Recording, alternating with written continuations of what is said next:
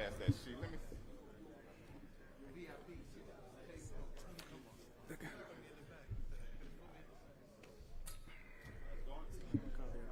So we're gonna call the order. Mm-hmm. Okay, so basically, yeah, this is me. This is me. Yeah. Okay. So basically, when we, let's say when after the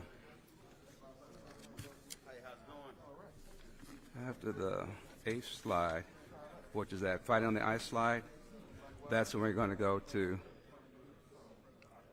So when I put the welcome. These two, that's when we go to that screen. Okay.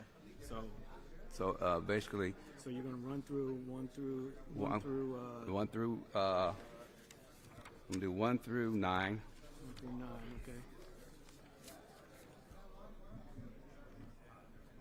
And then when I call the Reverend up and McCaskill, that's when we go to that slide. Okay. Title slide. And then when we come back from the lunch portion, that's when we go to the slide that has. So when you welcome him, he's just gonna come up and say a few words before lunch. Right. Okay. These two. So that's what that. And then I'll put the recognition slide, and then I'm gonna pull up the. The recognition slide is within that slide. Yes. Yes. Okay. Yeah. So after lunch, we come back with. Slide 10. Yes, for the recognition. And then after the recognition, then I'll hit the clicker for this slide 11. And then I'll do the intro of him. And that's when we'll go back to that blank screen there. So you'll go to intro of. Okay, Roland Martin. Uh-huh. So when he speaks, that slide will be up. Yeah, no, when I introduce him, and then once I introduce him, that's when he gives his speech. I guess you can leave it the whole time, I guess. Okay. Yeah, that can stay. Yeah, that can stay. That's slide 11. Mm-hmm. Then once he's done with his speech, then I guess I'm coming back up to introduce the panel. Okay. And then when the panel goes up. And when the panel comes up, that slide comes back up again. Okay. Title slide. With that holding slide. Okay. And then basically. That, they introduce Brother Jones. Okay, so they're back again now. So when this when I come and do the remarks of this is this piece here. So this slide comes back up then. Okay. And then this slide. So I'll have a clicker for these. So that's fine. So he's giving me right now. He's giving me a video to play before Zenobia speaks. Okay, that's fine. And then when she speaks, we'll go back to the title slide. Or do you have a slide with her picture or something? I just have this slide for her. Okay. So when I put her slide up, then you want and let her talk, and then she can introduce the video herself. I think he said he wants to play it before she talks. Okay. All right. Okay. So after the panel discussion.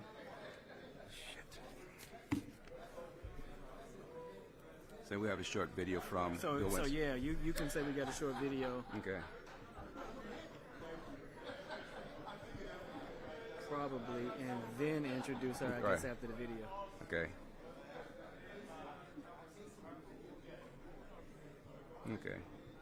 Or maybe, does the video have something to do with her? It's her video. Okay, yeah, so I haven't seen it. You could introduce her and then say before she comes up, we have a short video. Right, yeah. And then you won't have to come back up. Right. She can just walk right up after the video. All right. And then after she's done, then we do the general presence, so we'll go. Okay. We're going to make it work.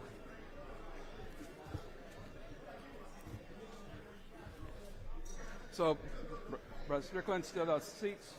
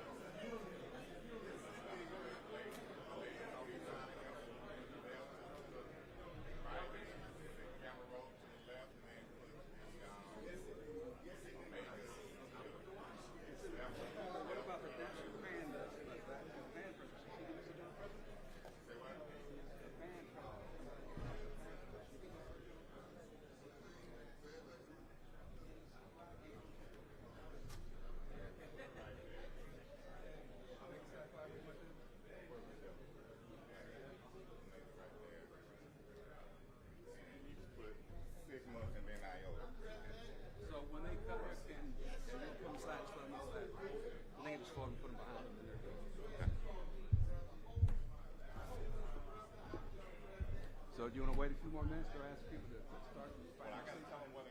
Okay, all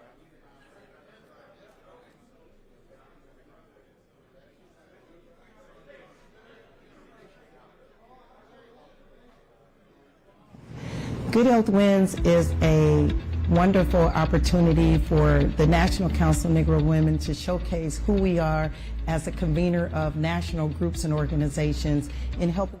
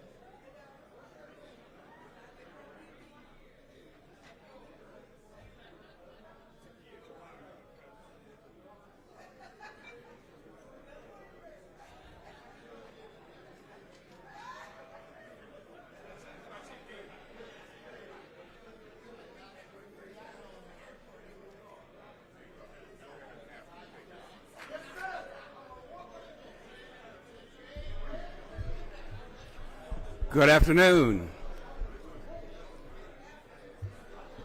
Good afternoon, everyone. Good afternoon. Could you please find your seats, please? Thank you.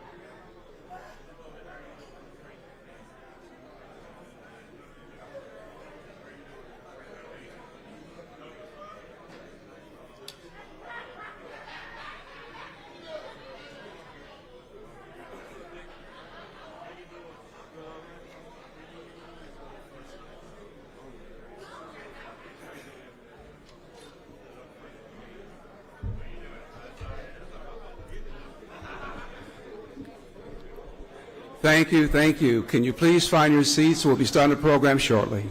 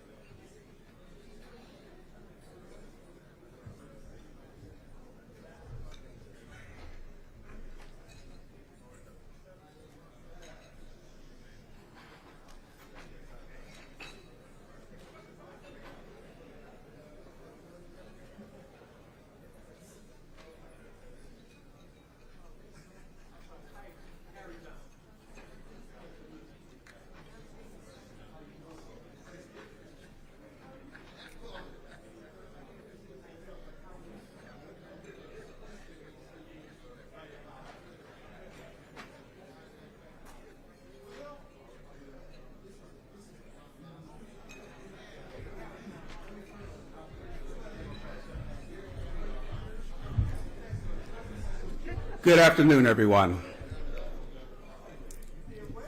Welcome, welcome, welcome. On behalf of Alpha Fraternity, Incorporated, and Good Health Wins, we want to welcome you to this event. I am Brother Stephen Jones. I serve as the committee chair of the Voteless People is a Hopeless People, or DPHP. I will also serve as your host. With today's addendum program, we want to inform and engage you today about voting and some historical perspectives of where we have been as black voters. Also, with a national discussion segment of today's program, we want to share with you the perspective of our fraternity and our marching orders. We hope you will join us in our efforts, and when you leave here today, you will share this message with your local communities.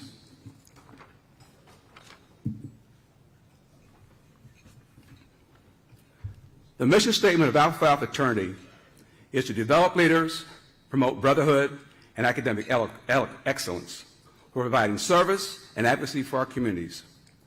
VPHP is just one of the elements that we provide to promote advocacy for our communities since the creation of this national program in the 30s.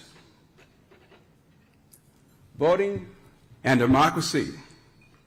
Our democracy, while the foundation was established in our U.S. Constitution, was also a document that has had constitutional amendments and laws enacted to move us forward to a fair and equitable society. Even with our past and current faults, our democracy still stands, but is being challenged.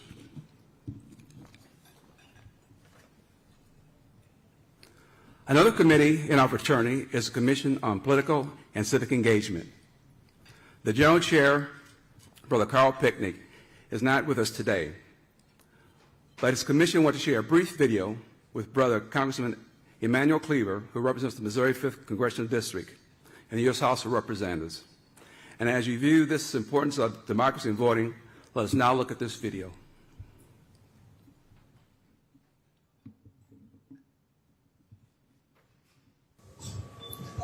My name is Carl Pickney. I'm the National Social Action Chair for Alpha Phi Alpha Fraternity Incorporated.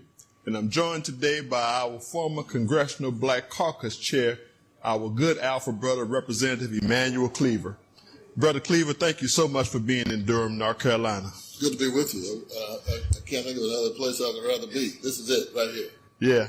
Whereas Alpha Phi Alpha is poised for the 2022 election, we want to have you give us a few remarks about the importance of voting and what get out the vote really means for you.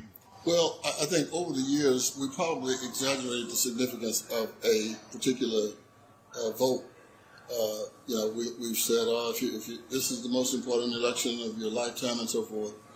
I think those were, in many ways, exaggerations, although every vote is significant. But now, in 2022, it's not just a congressional election. It's not just an election where members of the Senate will replace members of the Senate and maybe tell which way the Senate is going to go, 51% or more in either the Democratic or Republican column. But right now, I think democracy itself is on the ballot. Democracy is taking a hit today much more than it has maybe in the history of the Republic. I was in Washington when there was an attempt at a coup d'etat. And so if we are not able to put men and women in place in 2022, I'm telling you now that we're in trouble because democracy itself sits on the ballot. We're either going to make a decision that we are going to be a democratic republic, or we're going to decide that maybe this thing just has worn out. Maybe the gas is out, the tank is empty, and we'll now try some kind of other form of government. But if we appreciate the founders and what they did, then it's on the ballot. One last thing, Representative Cleaver, and you mentioned it. What is the importance of down ballot races like school boards, town commissions, mayors? What is the significance of making sure our people understand down ballot races? Well, what has happened over the past few years is that there are a number of organizations like ALEC, which is a pretty wide right-wing group, and they form and formulate legislation, and they form it out to state legislatures, school boards, and so forth. Right now, the school boards around the country are perhaps the most contentious elective office that one can hold. I mean, at a time when they're banning books, at a time when they're talking about ridiculous things in terms of not being taught Black history, we can't afford to just vote at the top and walk out. The foundation on which this nation sits is down ballot, and if we flunk there, we flunk everywhere. Yeah, Representative Cleaver, I want to thank you so much. Thank you for being in Durham. Thank you for really stressing the importance of a voteless people is a hopeless people. Good to be with you.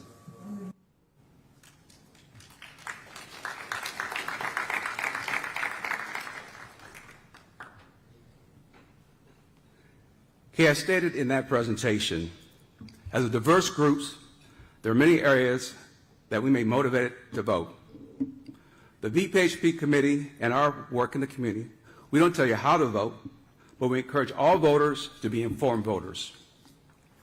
When you look at those issues, there may be something important to you and your community that will encourage your people to register and participate. Then versus now. While we've been presented important information about the VPHP and why it was established, we have shared with you the importance of our democracy and issues that may cause us to register to vote. We must keep in mind how we've been impacted. For instance, the poll tax. The 1965 Voting Rights Act, this was barred, and many policies and perspectives were changed. Also during this time frame, there have been other events relative to voting. 1971, the amendment to change the voting age from 18 to 21. 1975, the Voting Rights Act expanded to establish protected minorities. 1982, 1993 the Motor Voter becomes law. 2022, Help America Vote Act. But in June of 2013, the Supreme Court made a decision to strike at the Voting Rights Act. Then also, in 2013, states start to ramp up their barriers to voting. Now, as we look where we are today, voter suppression. Voter suppression reduces the number of polling places in our communities and reduces the number of days for early voting. We also have gerrymandering of districts. During the pandemic, which was during the 2022 census, concerns were raised about the efficacy of the vote count and the undercount, which impacts the black and brown communities, also congressional districts. As these things have occurred, I'm reminded of one of our founders and this statement about fighting on the ice. As I close this section, you've been reintroduced to the mission of our fraternity, the importance of our democracy and being an informed voter, historical perspective of voting in our democracy, and the current threats to access to voting.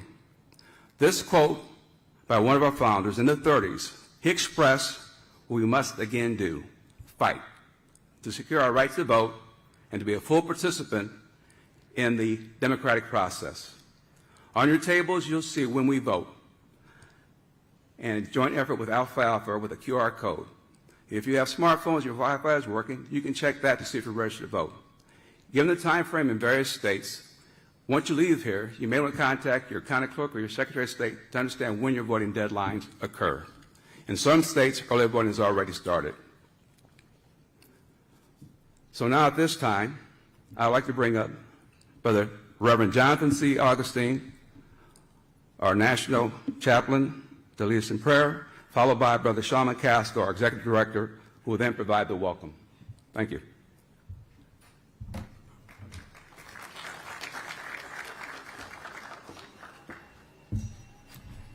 Brother General President Lanza, the past General Presidents here in Assembly, all of my father's children, let's take a moment and go before our God.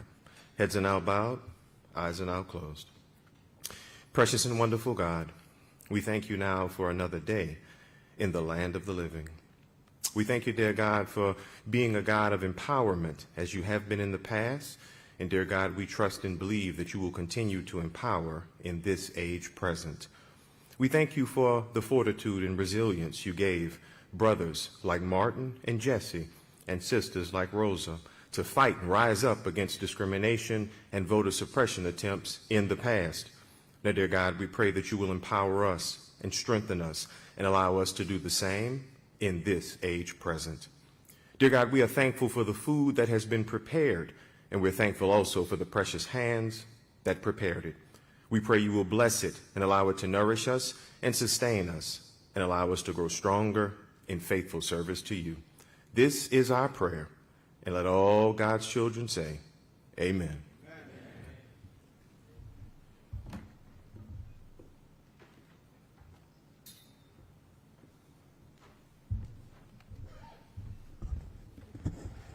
Good afternoon. While I'm no historian, one of the things that always remind me before I put on the uniform, which our General President always reminds us. When I put on this uniform, I remember back when our founders laid those first 7 bricks. And the thing about those bricks, those are probably the most selfless bricks that you'll find, because the Jewels understood that the fraternity was much larger than just Cornell University. And they wanted to give it out, so they allowed it to travel, and they allowed other chapters to be established. When we start to focus on why we're here today, is to remember that we're at a time right now that we've been here before. But when we look at the media and you see all the negativity that's out there that's telling us that we can't do what we do, we've already been here. The thing that I love about the NPHC, and I've been watching the president's work, is that we're starting to come together and become one. See, if the Alphas is doing one thing and the Zetas is doing one thing, the Sigma Gamma Rhos is doing one thing, and the Omegas is doing one thing, but what about when we all come together? One of the most powerful things that I witnessed is when the 5 fraternities stood on the Capitol Hill steps and took a picture together. I saved that on my phone. I have that as my screensaver on my computer, because that's what's telling us where we can be. So it doesn't matter the amount of people. It only took 7 men to change the world. We just got to get together and become one. So on behalf of the General President of Alpha Phi Alpha, we welcome you to our luncheon. And I hope that you leave here, because you're going to leave here feeling, ignited with a whole bunch of energy. Now, what do you do with that energy once you have it? Because when Brother Roland hits this microphone, it's something totally different. See, the best thing that ever happened to Brother Roland, I used to watch CNN just to see Brother Roland. I used to turn it on just to see Brother Roland and see him go out and say some things that people left would be like, what? And he would have his alpha pin on. But look at God when God told Roland, you know what? This ain't for you. You got to go start your own.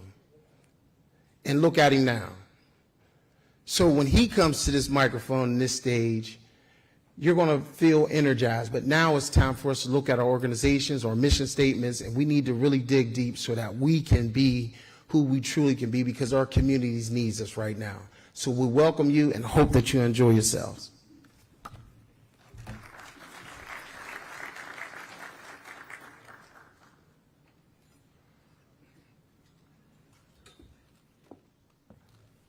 So at this time, everyone, please enjoy your lunch, and we will start our program shortly. Thank you.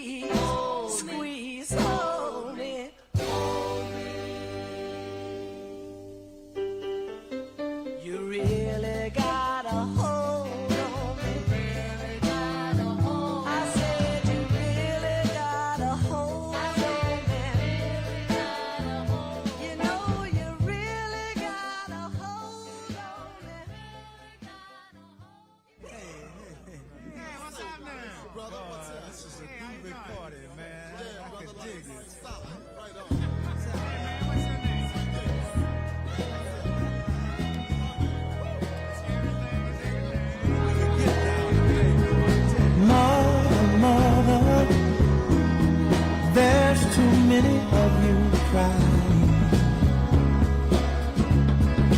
Brother, brother, brother, there's far too many of you dying.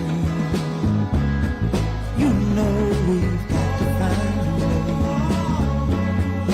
to bring some loving here today. Yeah. Father, Father, we don't need to escalate. You see, war is not the answer, for only love can conquer hate. You know we've got to find a way to bring some love in here today. Oh, picket lines and picket signs, don't punish me with brutality. Talk to me so you can see. Oh, what's going on? What's going on? What's going on? Yeah, what's going on? Oh, what's going on? Right on. Right on. Right on.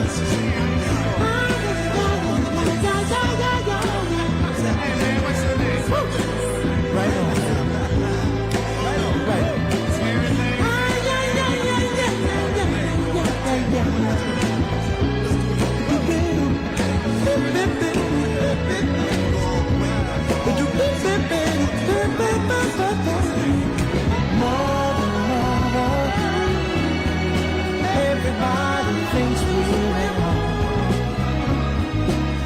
Oh, but who are they to judge us? Simply cause our hair is long. Oh, you know we've got to find a way. Bring some understanding here today. Oh, oh, oh. Picket line and picket signs, don't punish me with brutality. Come on, talk to me so you can see what's going on. Yeah, what's going on? Tell me what's going on. I'll tell you what's going on. Ooh. Right on, right on.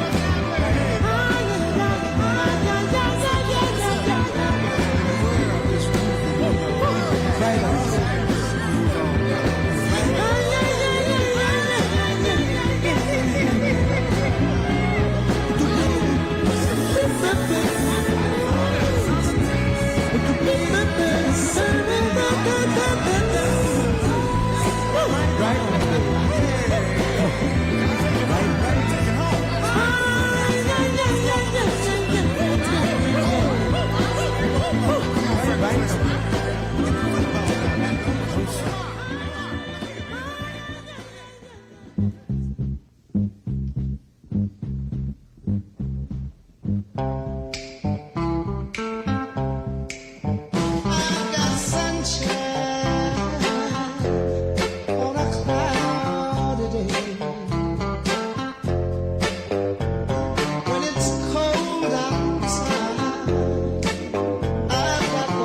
May.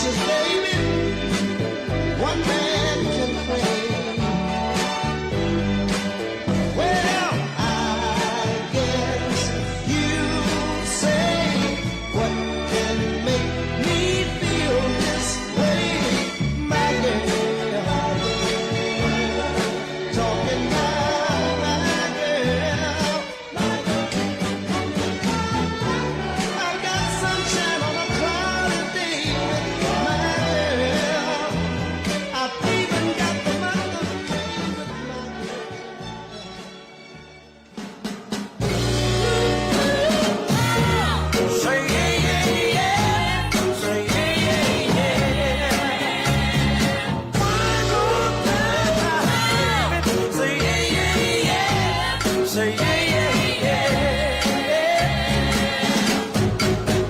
I try to put my arms around you, all because I wanna hold you tight. But every time I reach for you, baby, try to kiss you, you just jump clean out of sight. Oh, I've got news for you, baby. Now I made plans for two. I guess I'm just a stubborn kind of fella, got my mind made up to love you. Wow! Say yeah, yeah, yeah. Say yeah, yeah, yeah. Oh.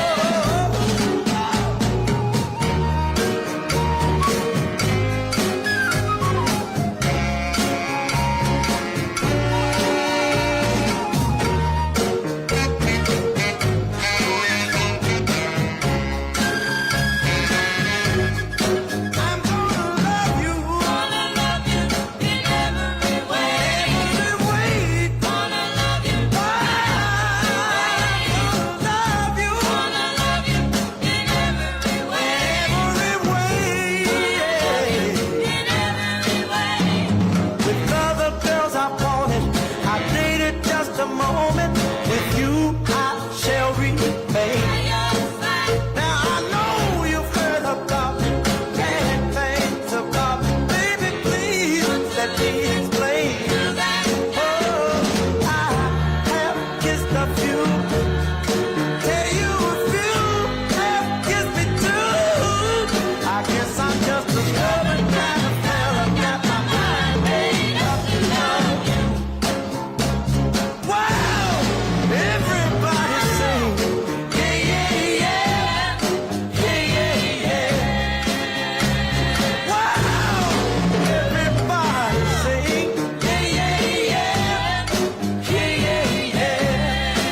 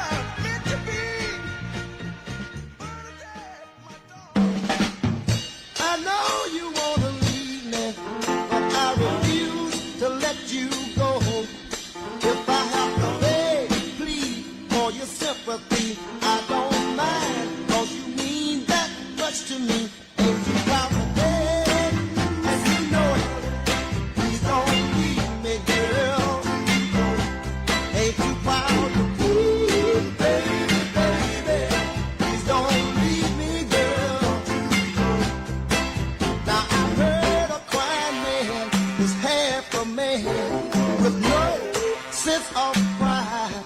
But if I have to cry to keep you, I don't mind weeping if it'll keep you by my side. Ain't you proud of me, sweet darling? Please don't leave me, girl, to go. Ain't you proud of me, baby, baby? Please don't leave me, girl, to go.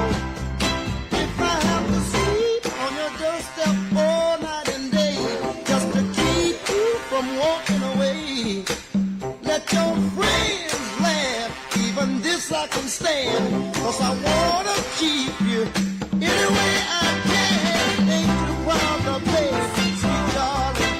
Please don't leave me, girl. Ain't you proud of me, baby, baby? Please don't leave me, girl.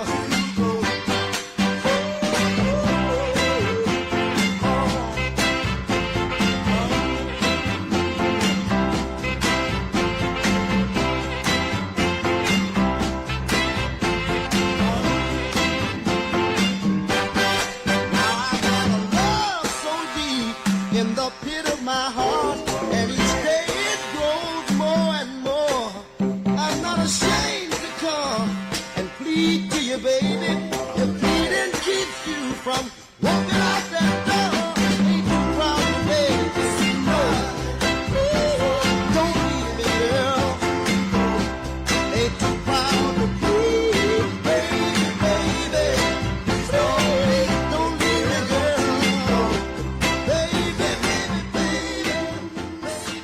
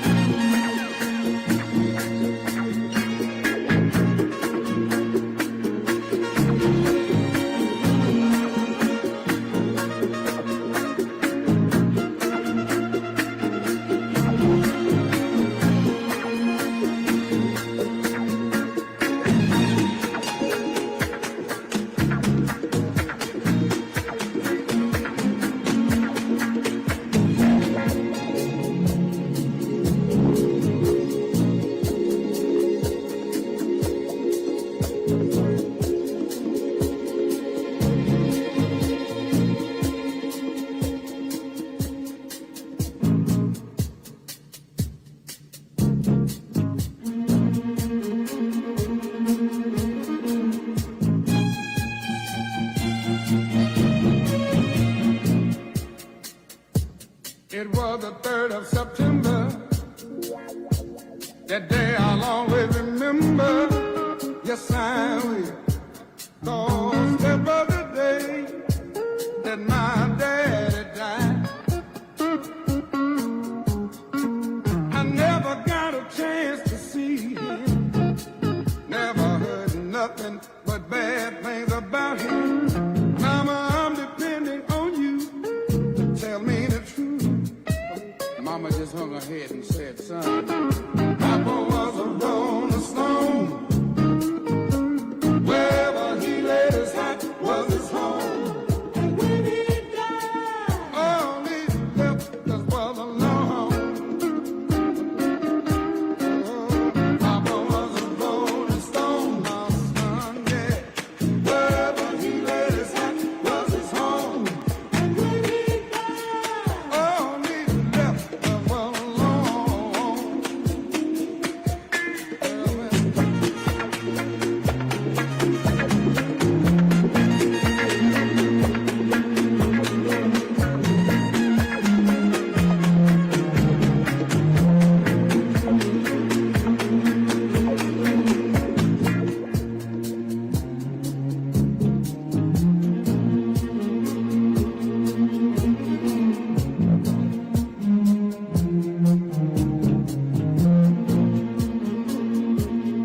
Hey, Mama, is it true what they say that Papa never worked a day in his life? And Mama, some bad talk going around town saying that Papa had 3 outside children and another wife. And that ain't right. Heard some talk about Papa doing some storefront preaching, talking about saving souls and all the time leeching, dealing in that and stealing in the name of the Lord. Mama just hung her head and said, Papa was a rolling stone, my son. Wherever he laid his hat was his home. And when he died, all he left was alone. Hey, Papa was a rolling stone. That coming, wherever he laid his hat was his home. And when he died, all he left us was alone.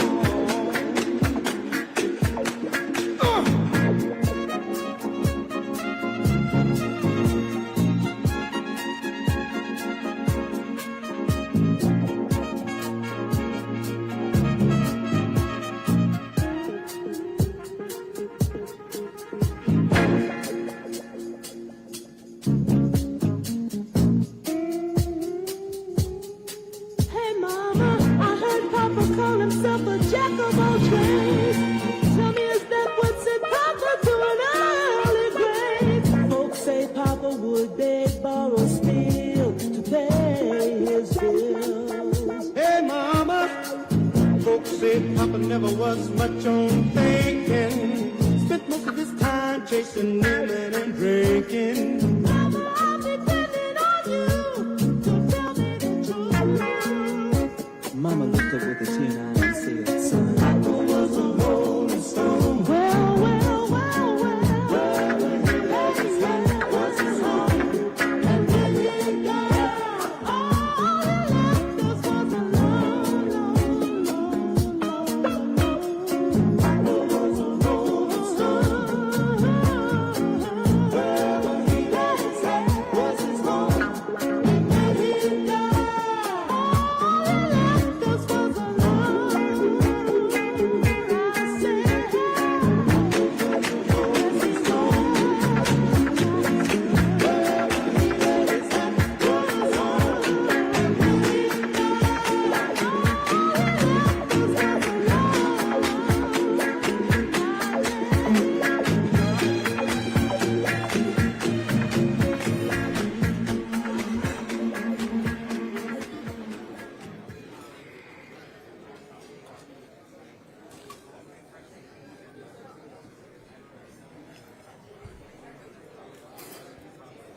As you continue to enjoy your food and your dessert, we'd like to continue with the program.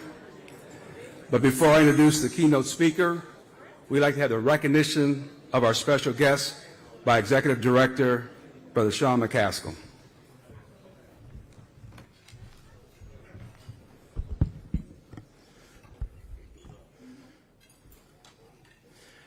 Of course, there's never an Alpha event without one of our favorite Alphas, and that's Congressman Bobby Scott.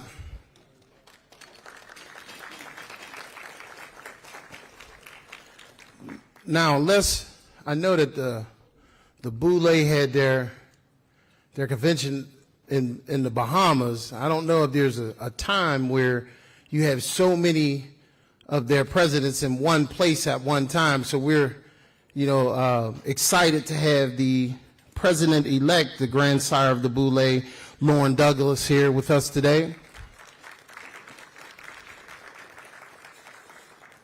But they're not done yet, because we have a past grandsire, one of my favorite Alphas, Brother Greg Vincent.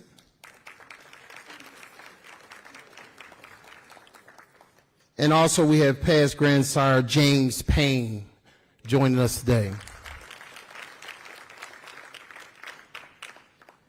Now, one of the things that we always do, that we should be participating in the political process, we have the Vice Mayor of Long Beach, California, Rex Richardson, with us today. And we have two university presidents, Brother Dr. Jack Thomas, president of Central State University, and Brother Dr. Japhis Hardwick from Florida Memorial. Thank you.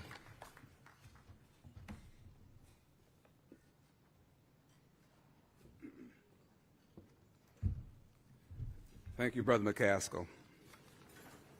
At this time, I'd like to introduce our keynote speaker and moderator, Brother Roland S. Martin. Over the course of a career that has seen him interview multiple U.S. presidents to top athletes and entertainers, Brother Martin is a journalist who has always maintained a clear sense of his calling. Brother Martin is the host and managing editor of #RolandMartinUnfiltered, a daily online show focused on news and analysis of contemporary culture from explicitly African-American perspective. Brother Martin has spent 13 years at TV One Cable Network, where he hosted the nation's only Sunday morning and daily morning show targeting African Americans from 2008 to 2019. He served as senior analyst for the Time during the morning show, where his daily segment was heard by 8 million people. In addition, he spent 6 years as a contributor for CNN. He has been named 4 times by the Ebony magazine as one of the 150 most influential African Americans in the U.S. In 2013, Brother Martin was named Journalist of the Year by the National Association of Black Journalists. In 2008, he was inducted into the Texas A&M Journalism Hall of Honor. He is a 4-time NAACP Image Award winner. including being named Best Host twice. He earned a BS degree in journalism from Texas A&M University in 1991. He has been awarded multiple honorary degrees and is a life member of Alpha Phi Alpha Fraternity and NABJ. I now bring to you Brother Roland S. Martin.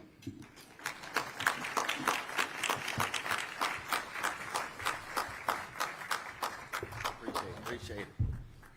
All right, how we doing? All right, cool. Glad to see everyone here. It's a whole lot of stuff happening. Some of y'all were out late last night. Y'all got to pace yourself. You don't stay out late at CBC on Wednesday. You got to like gradually go into the latest supposed to be Saturday, then Friday, then Thursday. You're supposed to go to bed by at least 12 on Wednesday. So that's why some of y'all trickled in here. I understand. Glad to see everyone here. We've already given the shout outs to all of the past presidents, current presidents, grand sires, archons, other fraternities. So we ain't doing all that. All right. So glad to see everybody here.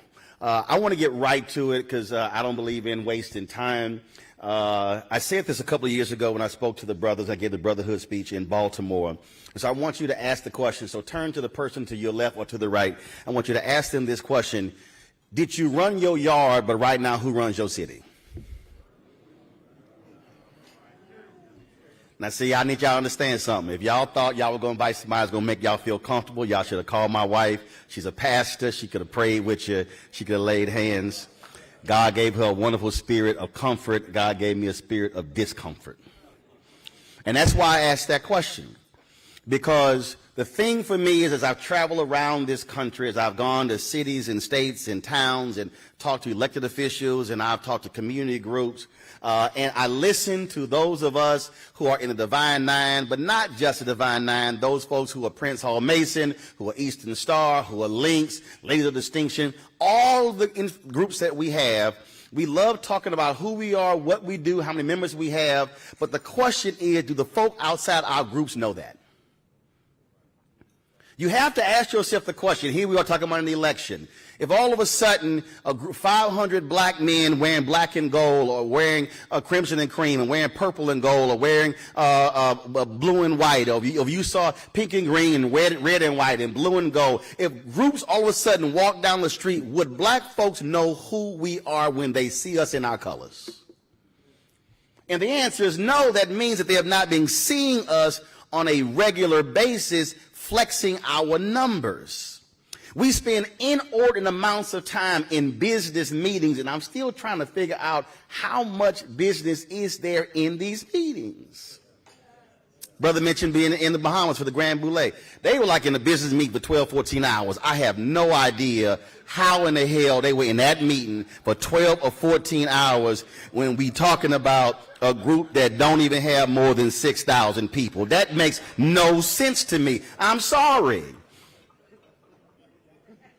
See, I'm just going to call it like it T.I. is. Yeah, right, made no sense. That's why I was on the golf course. Ain't nowhere in the hell I was going to be sitting in a meeting 12, 14 hours that did not involve lots of money. And so what I want us to be doing is we're talking about now less than 50 days in the election. We have to be asking ourselves, how do we have this much so-called power, influence, leverage, smarts, and resources, and literally our community don't know? I'm not talking about our scholarship events. I'm not talking about galas and Christmas parties. I'm talking about how are we actually responsible for public policy being changed in the places that we live.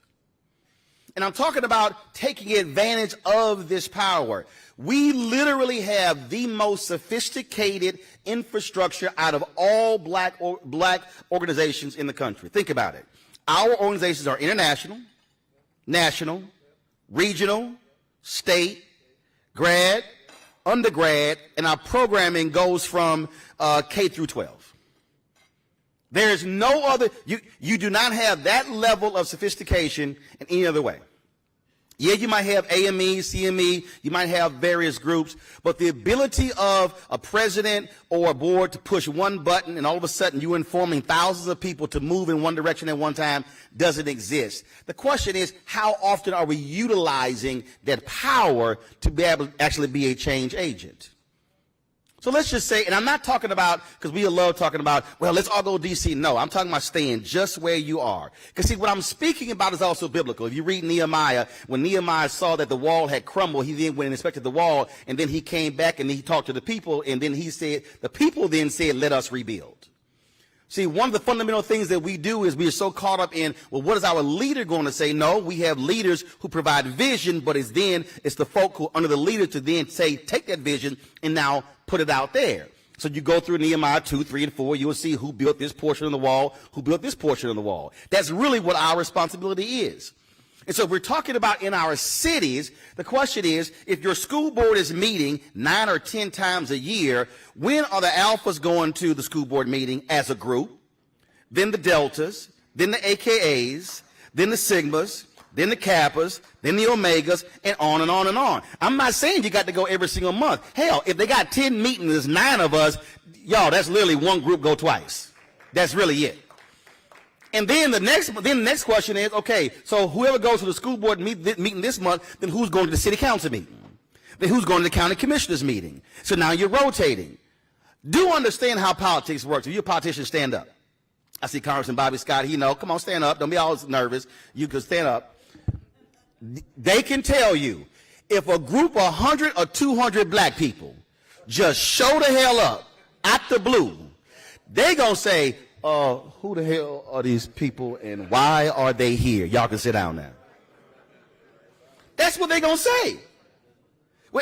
When Loretta Lynch, when they were not confirming her, sisters were going to Capitol Hill every single week. And I kept saying, where are the brothers? So Jamal Bryant, Jeff Johnson, myself, we said, you know what, we ain't waiting on these groups. So we just put it out there. We said, all right, brothers, meet us at the fountain across from Capitol Hill. And then we just going to show up on Capitol Hill and go and visit people. More than 200 black men showed up. So we had contacted Congresswoman Joyce Beatty, Congressman Andre Carson. We said, look, we're coming. And we're going to meet y'all out here. We'll walk y'all in. Let me tell y'all something. It was more cops that day than on January 6th. White folks were coming out of offices like, what is going on? Because there was no memo, there was no advance notice, just 200 black dudes just showed up out the blue on Capitol Hill to say, we're here supporting Loretta Lynch. Now, when you understand how politics works, we know how folk don't want to take meetings. And so we were like, all right, who's from Mississippi? Brother said, I am. So we said, you come to the front of the line. So we go into the office of Senator Thad Cochran. He's now deceased. And so we walk in. I understand we scare the hell out of people. So sometimes you have to use that to your power. So we literally crowded the office. Ain't nothing like 40 black men in this small office and everybody else in the hallway, and it was like a swarm.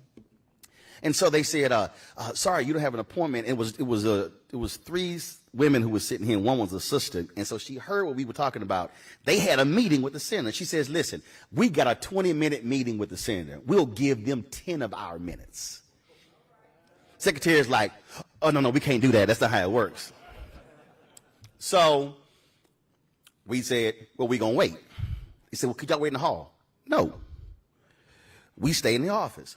So one of the aides came out. They said, it's a lot of people in the office. Is there any way if y'all could just filter outside? And it was a brother who was with us. He said, yeah, we can do that. Well, first of all, he didn't plan this. And I said, oh, I'm sorry, he didn't plan this. No, we're not leaving. I turned to him and said, you don't make decisions for the group, especially when you didn't call a group meeting. Because I needed him to understand, I needed them to feel the pressure. But the second thing was, most of the black men who we had called had never, ever been on Capitol Hill, and they lived here in the D.C., Maryland area. So I wanted them to see what it looked like when we applied pressure. So finally they were like, these Negroes are not leaving. So they said, fine, we're going to get y'all 10 minutes with the senator in the conference room. We said, okay, fine. So we all go in. He walks in. I think he should have been in a wheelchair when he came in. And now, mind you, Senator Thad Cochran, Republican from Mississippi.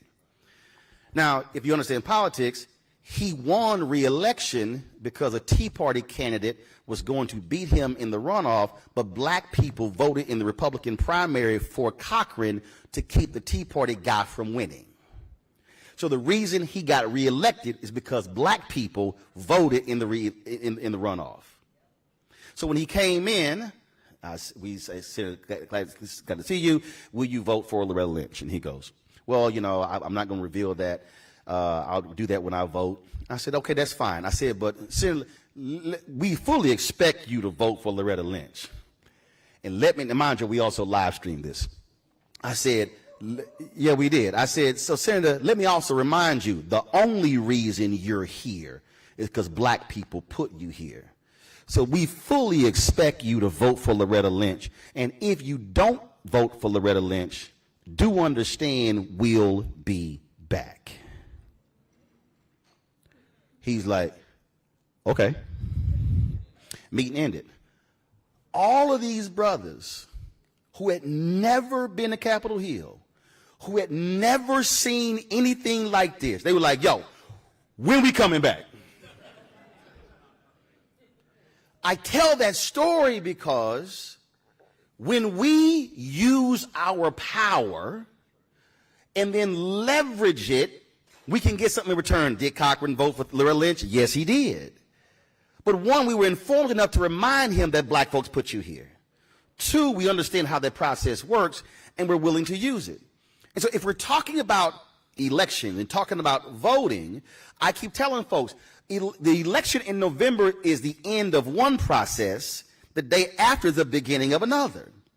So what we often do is we push everybody to vote, vote, vote. Then once the election is over, we go back to doing what we're doing. No, we have to then turn around and then pressure them and push them to do what's required. We can't sit here and go, hey, Congressman Bobby Scott, man, you're doing some great work on education. Yeah, but when he's catching hell, he needs backup. He needs Alpha showing up and Delta showing up and putting pressure in the subcommittee meeting to ensure that what he is pushing doesn't get cut out. And then when it passes the House, we can't go, yay, it passed the House, Black Caucus, great job, because it's going to the Senate. We then got to leverage the power over there. And then if the White House is tripping, we got to let Biden know as well. And so what I'm arguing for us to do is for us to get out of our bouginess and get out of our comfortable positions and understand if we are not fully leveraging the power that we have with our numbers, well, why in the hell we got it? And then if we're not leveraging it, stop talking as if we are. Because I'm just letting you know, like when people make these announcements, oh, we doing this big thing, I said, no. Roland, can you cover? No. Call me when you have the 6-month follow-up meeting. And why do I say that? Because 99.9% there will not be a 6-month follow-up meeting because the planning went into the announcement and there was nothing behind it. This is an opportunity for us to fully maximize our power. And let me specifically say this to all of the brothers who are in fraternities. I am sick and tired of seeing black women mobilize and organize, and bros, we are sitting on our collective asses. Let me just be real clear, and I'm saying it for a reason. Since 2016, there's probably some sisters in here who been on that call. 800 to 1,000 black women been meeting every single Sunday on calls that last 3, 4, 5 hours.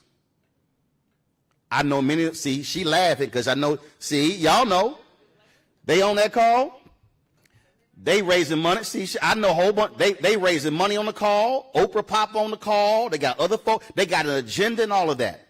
I was talking to some brothers like, man, we need that. I said, you know why we don't have it? He said, why? I said, because anything that we've actually had, black women actually organized. I said, we cannot ask black women to organize something for black men and then somehow think we're going to benefit from it. Right now, You have black male candidates who are not getting financial support, and brothers are like, man, what can we do? This has to be a collective. This is one of those things where Alpha cannot be separate from Omega, and Omega can't be separate from Kappa, and Kappa can't be separate from Sigma. Sigma cannot be separate from Iota.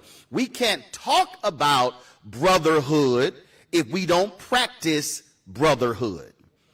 On April 3rd, 1968, when MLK gave his speech in the Mason Temple, he said, black people individually or poor, but collectively, we are one of the richest economies in the world. The only way we are going to move forward as a people is if we practice collective economics, collective organization, collective mobilization. That is the only way. And if we do that, then we're going to actually see some substantive changes happening in our community.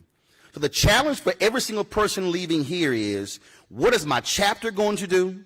What is my city? What is my state? What is my region? And what are we going to do nationally? And then when we truly activate our power, then you are going to see how we are able to change the dynamics of our communities, of our countries.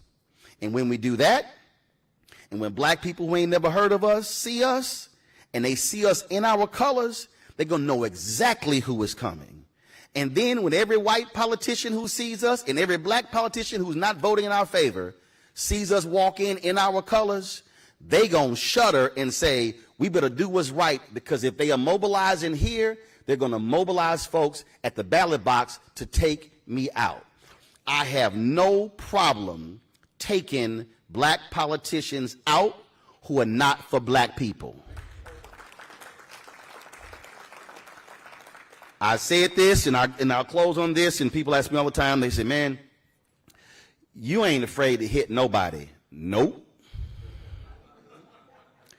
There are no sacred cows. We all have finite time in terms of our lives on this earth. And my motto has been the same my entire career. If you do good, I'm going to talk about you. If you do bad, I'm going to talk about you. At the end of the day, I'm going to talk about you. And that means I have people like, man, you hard on alphas. Precisely. Because I said I'm one of them. I'm National Association of Black Journalists, life member in the Hall of Fame, same thing. Any group I'm a part of, same thing. I told Abule point blank, you give a damn more about wearing a bow tie to a doggone black tie dinner than actually having public policy discussions at a conference when we got black folks sitting in the membership who run for public office. I am no longer interested in the parties for us. I'm interested in us changing the fundamental dynamics of our communities. And when we lead, black folks will follow. And when they follow, then they'll say, there goes an alpha man, there goes an AK woman, there goes a delta woman, there goes an omega man. And when they see those colors, they're going to know we're here about business. The question is, are you prepared to go to work when you leave Washington, D.C.?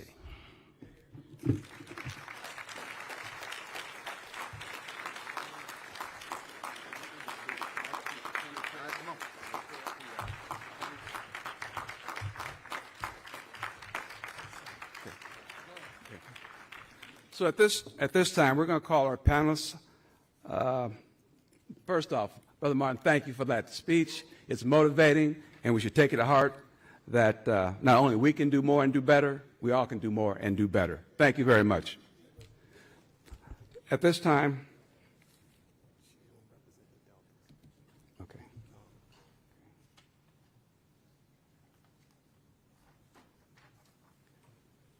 at this time, I'd like to go to the panelists. We have a slight change. First off, from Omega Psi Phi Fraternity, Brother Ricky Lawrence Lewis, if you join the podium, the stage. Okay. Delta Sigma Theta Sorority, Elisa Koch Holmes. Elsa. Okay, Miss Dee Dee James. Kong, yes, please join us. Okay, you want to direct? All right, let's do this here. All of the panhandle folk on the panel, come on up. Yeah. That makes a whole lot of sense. And Thank you. then I'm going to let y'all introduce yourselves. So come on up. I like that organization. I just cut to the chase. I ain't, you know.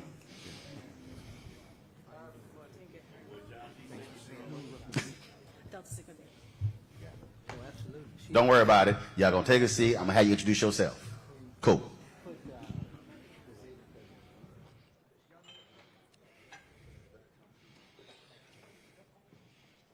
So how many here? 5, 4, 5. All right, so let's just take these seats right here. There you go. Here. Okay, here we go. Come on. We got enough seats. Don't worry about it.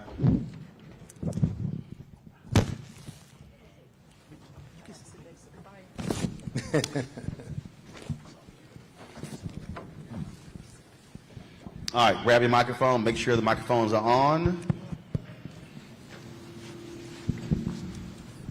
All right. Yeah, I'm not sitting down. That's it? Yes. All right, so let's do this here. Let's start on the far side. Name, organization you represent. Donna Jones Anderson, the National Panhellenic Council, National President. Should be on. It's on. Hello. Talk right into it. Chris Ray, International President, 586. Dr. Stacey N.C. Grant, International President and CEO of Zeta Phi Beta Sorority Incorporated. Rashida Liberty, Centennial Grand Ambassador, Sigma Gamma Rho Sorority Incorporated. And chairman, chairwoman. And chairwoman of the National Council of Presidents for the Divine Nine as of 24 hours ago. I'm Dee Dee James Kong, National Second Vice President of Delta Sigma Theta Sorority Incorporated. Excellent. And I'm Dr. Willis Lonzer, General President of Alpha Phi Alpha and the Vice Chairman of the Council of Presidents as of 24 hours ago. All right, round of applause, please. So let's jump right into it. When we talk about, again, voting, we are less than 50 days. What directives have you given your individual organizations when it comes to driving folks? You've got registration deadlines coming up. I think in Georgia, it's October 17th. When it comes to, you got early voting. And so give me a sense of organizationally, how have you been directing your members in order to drive registration numbers, but also turnout numbers? Anyone can jump in. Well, I'll go ahead and start. We are definitely, as Alpha Phi Alpha, through our Voteless People as Hopeless People programming and campaign, which you heard about earlier at the outset of this luncheon, utilizing through our webinars, through the standard programming structure of the fraternity, specific instructions, our partnership with When We All Vote, to ensure that we Hold on 1 second. Can y'all just turn the lights on? Please turn the lights on. Yeah, this is killing me. Turn all the lights on. We're with the club tonight, but we don't need the club right now. Yeah, please hit all the lights for me. Go ahead. But that partnership is helping us to mobilize the voices and provide specific instructions of what we can do, both on a regional, district, and local level.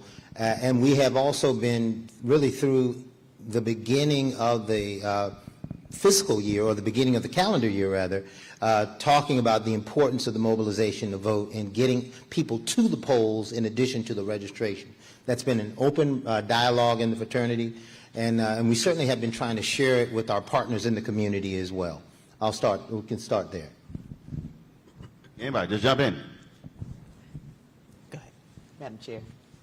I hate to say ditto, but what you're going to find is that we all have very similar initiatives, especially when we all vote, the rallies to get voters engaged. But I see a bigger vision, and it was a vision that we talked about yesterday during our Council of Presidents meeting, and that is that we're usually talking to our own people. And we vote. We vote. So it's like preaching to the choir.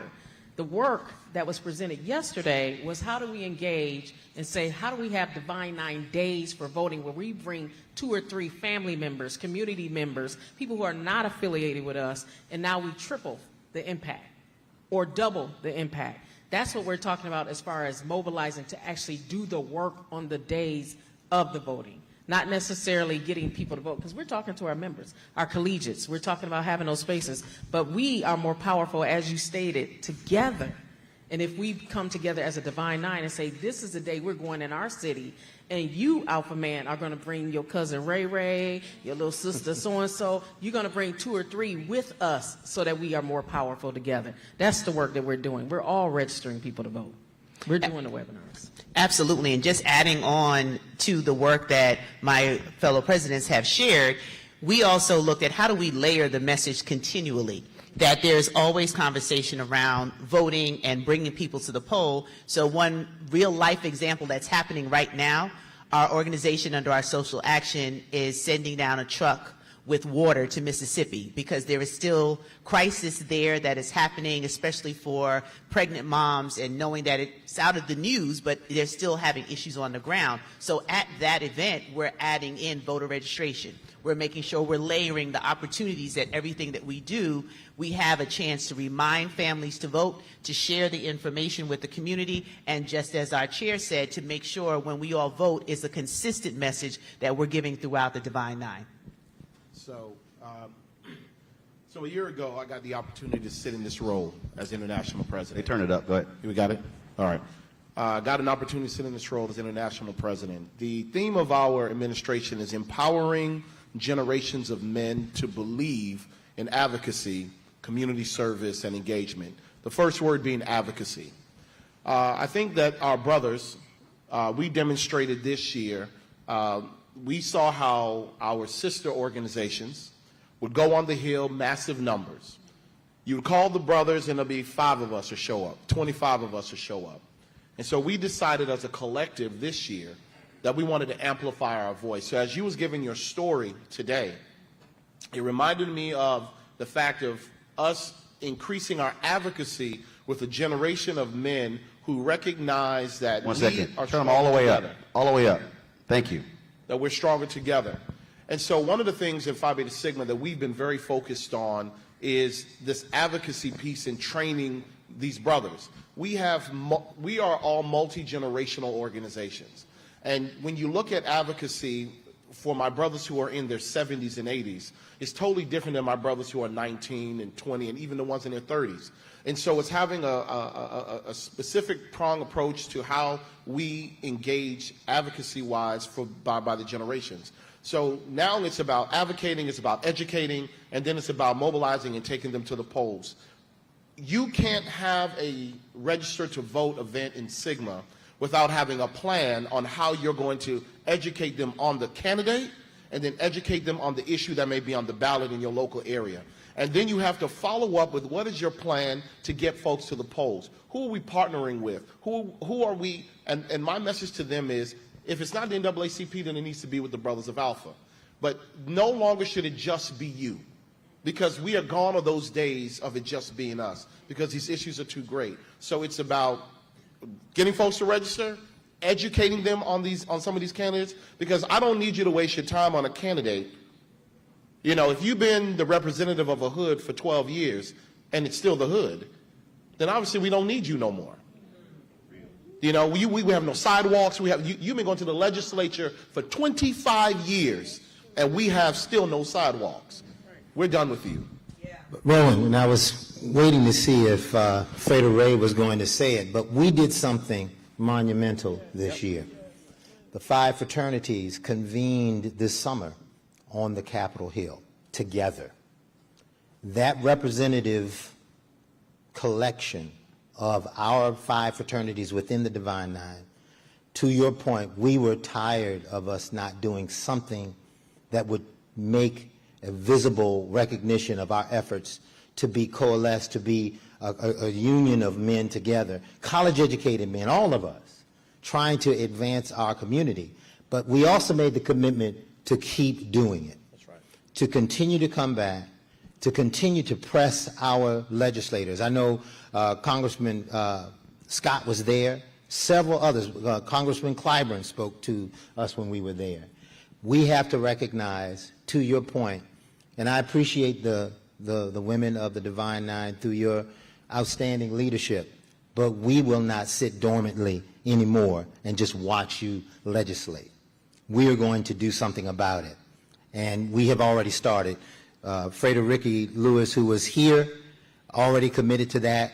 And in following Dr. David Marion, who was the Grand Basileus of Omega Psi Phi, Sean Housen, the Grand Polaris for Iota Phi Theta, has stated the same.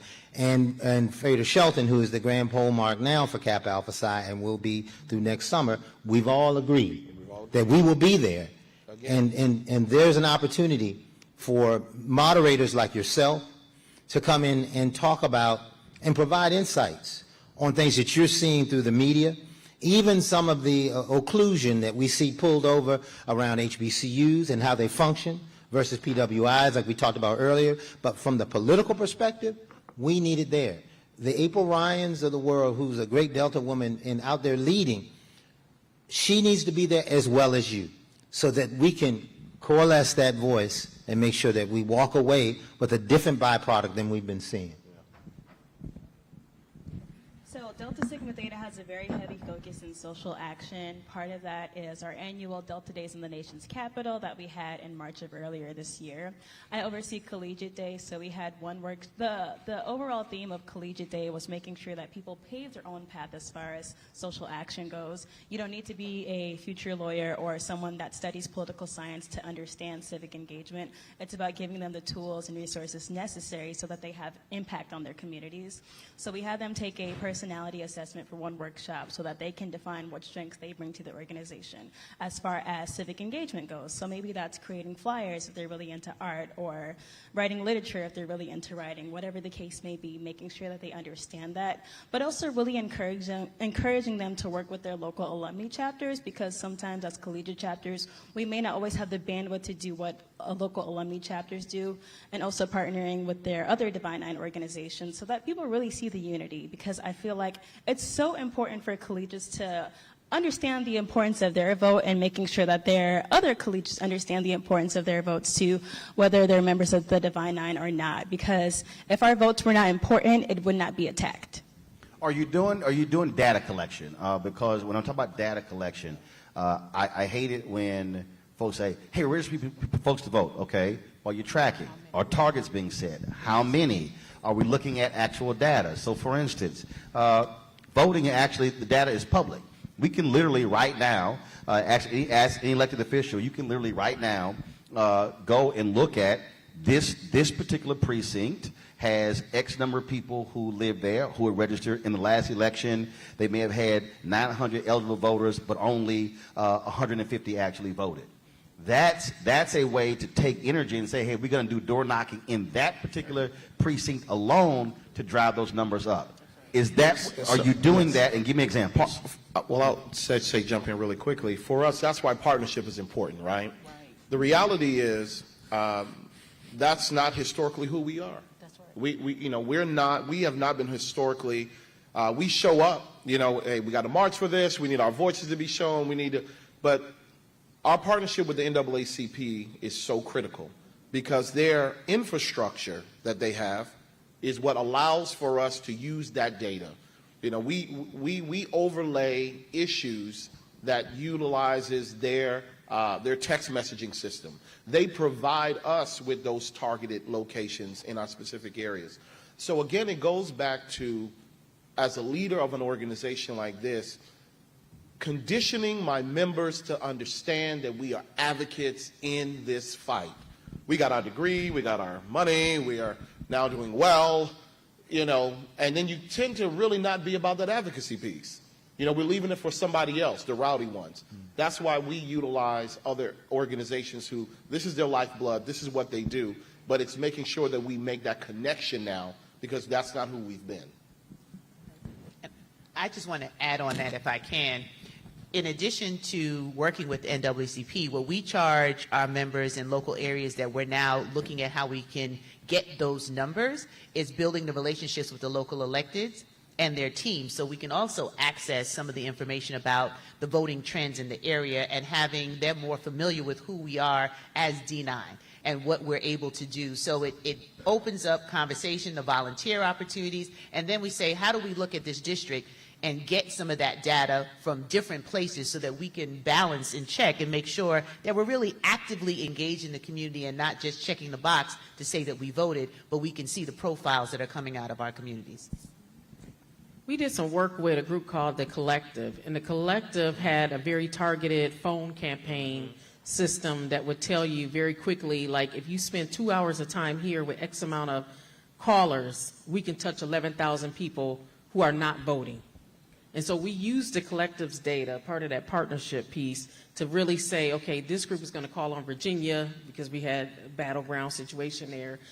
We also used data to tell us what districts during the Georgia piece with the Senate race, we found out what zip codes had the most issues, and that's where we bought billboard advertising, which we paid a nice little upcharge for, but a billboard advertising campaign that we knew were on the eyeballs of those who were not necessarily registered to vote. So using other people in that way has been very good for us, but I'll be honest, I think it is difficult for us as organizations to now become these political groups or data miners that now track this data. It's very difficult, I think, in our infrastructure to do that effectively. So we have to use a lot of those. But I think, but this is where I'm talking about how we redefine. So first of all, I'm not going to describe this as us shifting to political organizations, because really what we're talking about, everything that we keep talking about, oh, we care about this, there's a public policy component to it.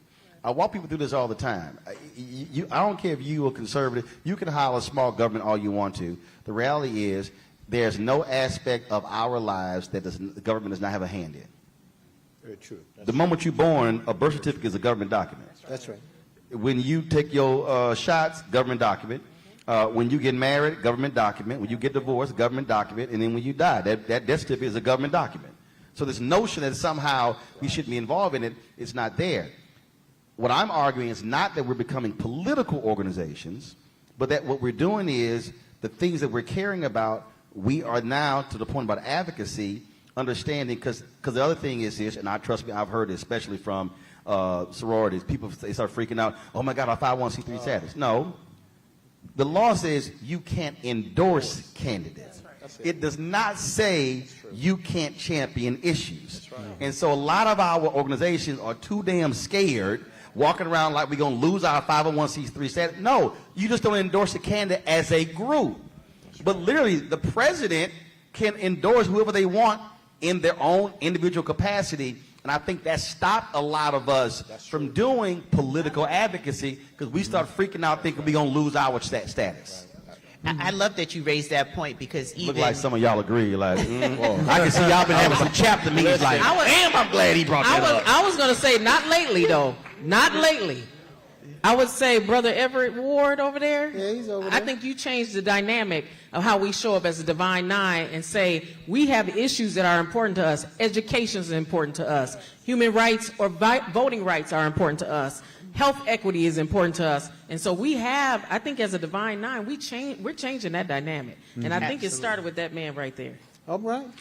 And using social media, using social media, creating the campaigns, getting out in front. We were seen, because even when we had the protests around the murder of George Floyd, SOARs were concerned, can we wear paraphernalia?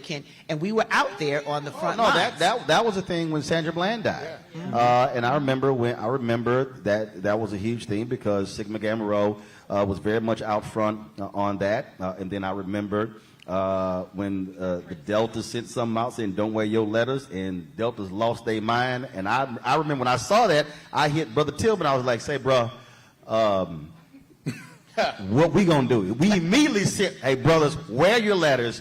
And again, I think what happens is, and I get it from a leadership standpoint, I think we've been so risk averse that it's prevented us from being more active. And now you have a whole new generation of members who are like, no. Right. I didn't come here. Exactly. I ain't here for the tea. They came to work. And so I think that has forced an adjustment, to your point, when you have different age groups in our organizations, because there's some cats who are like, no, we not doing how it used to be. Yeah, I think that one of the things that we miss, I'm sorry. One of the things that we miss as organizations is that certain leaders end up influencing the body in such a way because they're so risk averse. Right, but then we get up here and we talk about those issues, but then you're scared. One of the things that I'm proud of, all of the D9 now, is us moving into this new space of us having PACs, right? The game has changed. You know, I remember when we started one, and then I got a call from Dr. Ward and said, well, we got one too. You know, and then it was so forth and so on. Because why? Because to your point, the issues that are impacting us are tied to policy. We need to grow folks in our organizations that's their work, that strengthens us to be able to do it on a consistent basis. Long after presidents have gone on, but there is these think tanks or the organization that is infrastructure that is doing the advocacy work on a continuous basis. The work goes on, no matter who is the president. Right. And if I could, Donna had something to say. You were jumping in? Donna? Pardon me. I thought you were about to jump in before he did. No, I was thinking about. I'm gonna go here, then I'm gonna go here. The stroll to the polls pictures that came, the photos that came out at the last election. One was in Atlanta with the sororities, and one was in Dallas with the fraternities. It was on The View. It was publicly all over the place. I would love to see stroll to the polls in every city that we have fraternities and sororities in the whole country this year. I would love to see D9 take 9 people to the polls with them, and not just take 9 physically, but touch somebody at your job that you know doesn't vote. Talk to them and get them to vote. Talk to your relatives that you know, a cousin that has kids that never goes to vote. Go and babysit on voter day, or find someone that can babysit to let them go vote. We have so many young people that just don't vote. They just don't believe in it. They don't understand the history of what happened and how we were restricted from voting for so many years. But we have to instill in them that they have to vote. They have to vote for midterms and presidential elections. It's just so important, because the Republicans have layered the state houses, the white, the Senate, all of everywhere, the judgeships.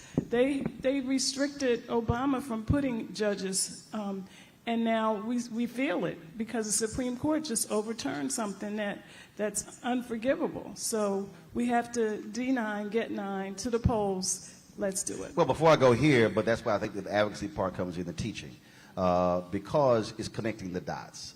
In 2016, I had a sister from North Carolina who called my radio show, and she said, hey, I'm not feeling Hillary Clinton, so I'm not going to vote presidential election. I'm just going to focus on state issues. I said, okay, name me your top 4 state issues. And of the 4 issues she named, I walked her through how that was a tie-in to who was in the White House. And she literally, and again, this is somebody who's an activist. And a lot of folk just simply don't understand how all the dots are connected, because I had to explain to her, you've had 2 black women who were named to the federal bench, but who were blocked by your 2 Republican United States senators. That's right. And she said, really? I'm like, yes. Who names them? The president. Who confirms them? The Senate. I said, in North Carolina.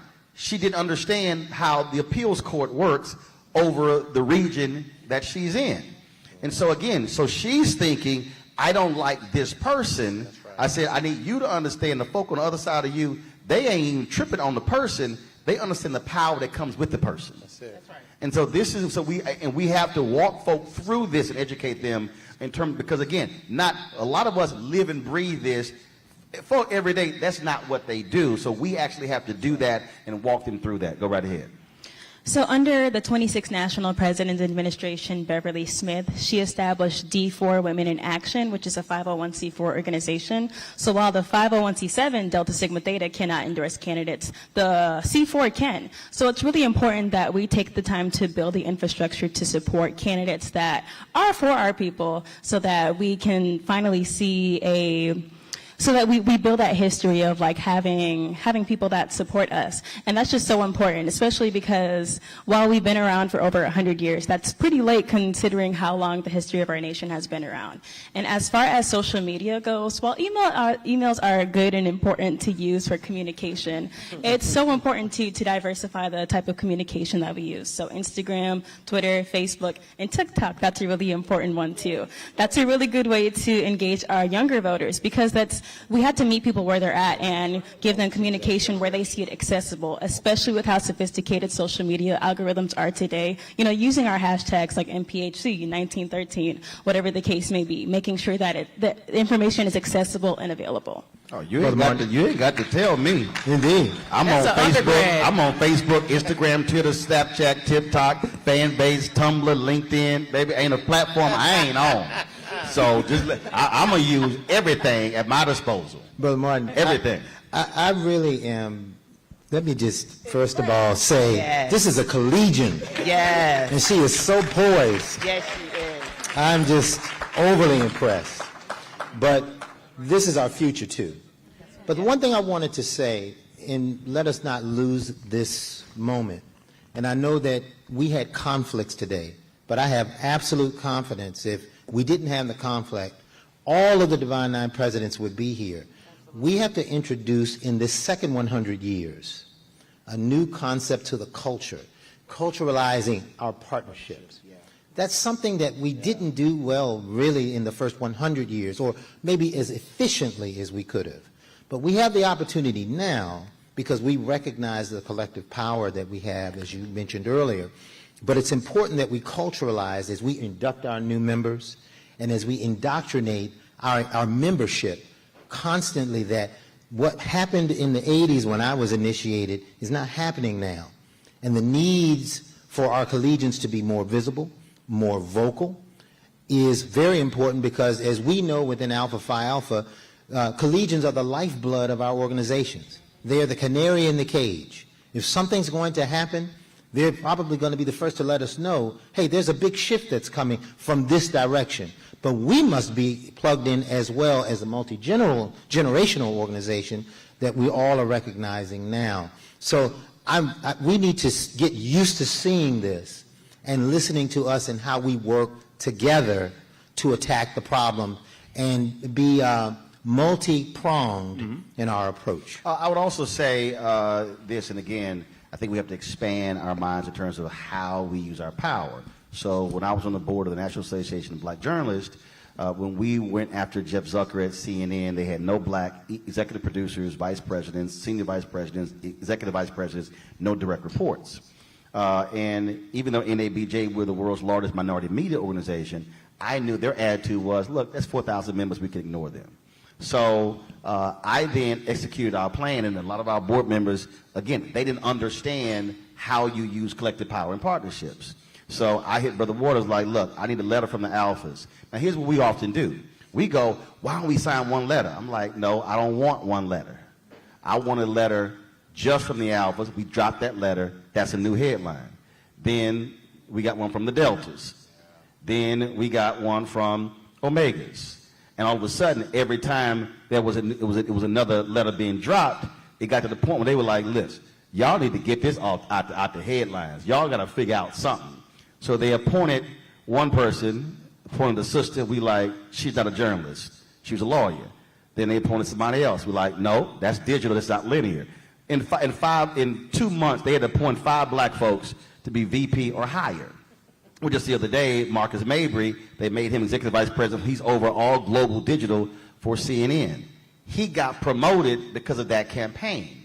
And so this is also how we have to think about our power, even outside of politics, in terms of other areas, how we leverage it. So I've been involved in this campaign with black-owned media and advertising. $322 billion being spent every year on advertising. Black-owned media gets 0.5%. Federal government spends $560 billion on contracts.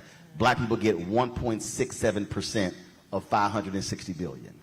And so we also have to just think about how we leverage, because trust me, Even corporations, when they see this organization with 100,000+ members and this one with 200,000, when they start seeing that come, then they start thinking, well, now we're going to start getting more letters and more letters. So that's also, I think, outside of politically, how we leverage our power to now changing an economic conversation that exists as well.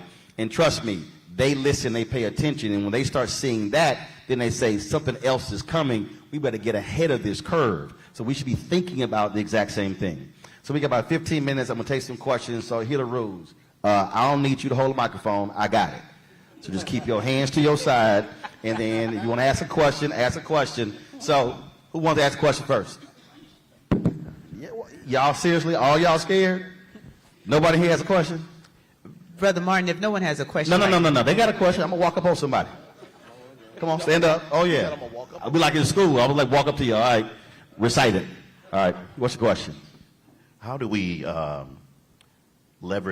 teach relationship mapping to our younger members so that they can be effective in engaging and being active with some of the points we've talked about? I got this one. So I think a really shocking. So as far as our relationships goes between collegiate and alumni chapters, it is so important to empower them and give them the education and tools necessary for them to be successful. Because something to keep in mind is that the seniors now in college were freshmen when the pandemic hit, meaning that when they were in leadership roles, there was a time of isolation where they missed out on those soft skills of like relationship building, making sure that you make your members feel comfortable when they're coming to events and whatnot. So really empowering them, but also building them up to be leaders. Because if you see something, again, I feel like a lot of leaders in Delta, they always talk about someone mentored them and saw something in them so that they're the leader who they are today. So if you see something special within your collegiates, make sure that you tell them that, give them that empowerment and that encouragement, and make sure that what you have between them is a safe space, because how can we be a brotherhood or a sisterhood if our members don't feel safe? And that's how you kind of build that pipeline, making sure that they're transitioning to alumni chapters when they graduate, but also so that we have a very well-versed next generation of future leaders.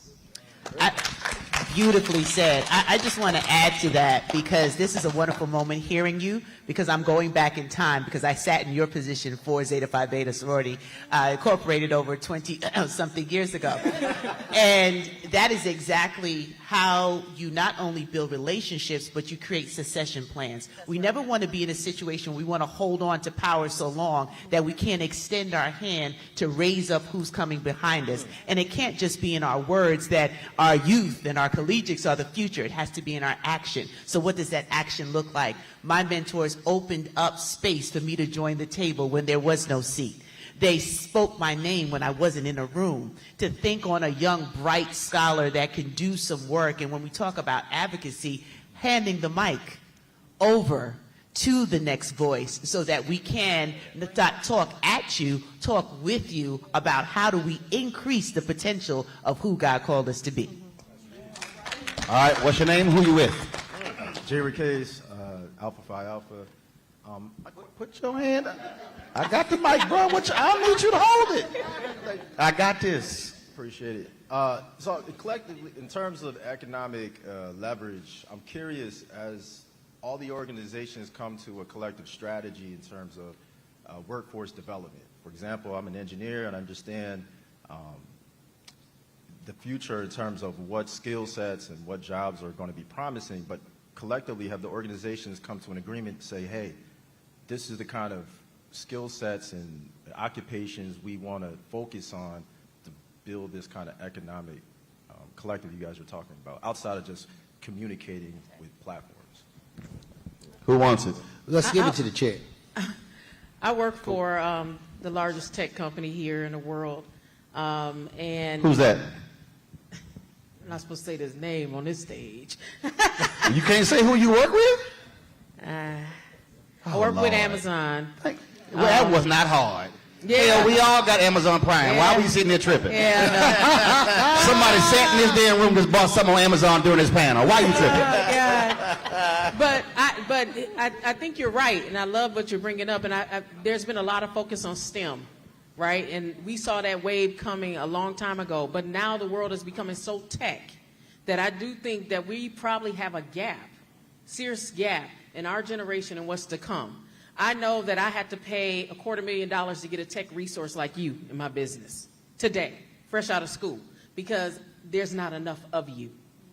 And I know that we have a shortage, and I know our representation is looking like 1%, 2% of blacks in tech. So we got a serious pipeline gap in the world, because globally I worked on the talent acquisition strategy for us. We don't have it.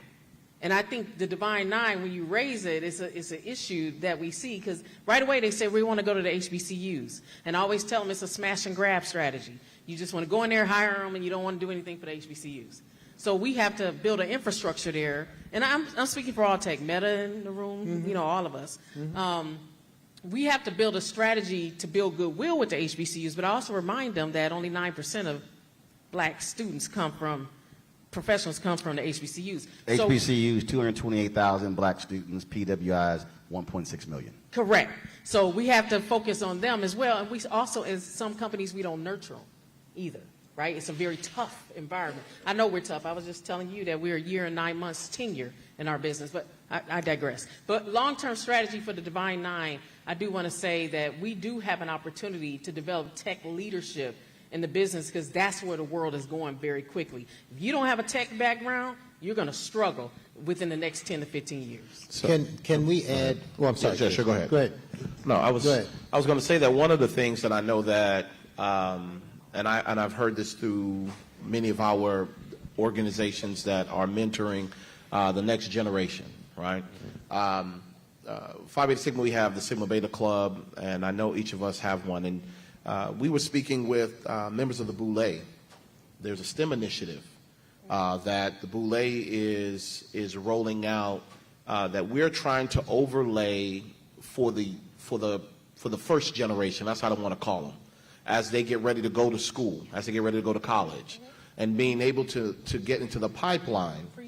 The preschool piece, right? Where we are trying to get them early, understanding that the economy of the future, which is actually now, I hate when they say economy of the future because it's actually here now, is that we are literally trying to position these young men to go into fields that we know are going to be jobs that have not even been thought about yet, that is going to be overlaid by tech. And then from that, and from there, you then end up creating a pipeline of members through strategies that, you know, through new partnerships. Again, something that Brother Dr. Lonzo just stated, this generation of NPHC leaders, we're trying to be different. Yeah. You know, I know the beefs that we had on the yard. That, let me tell you, man, the world is the yard now, right? And if you're not thinking about how, and again, how Brother Martin stated, oh, yeah, you ran the yard, but you don't run your city. That's real, right?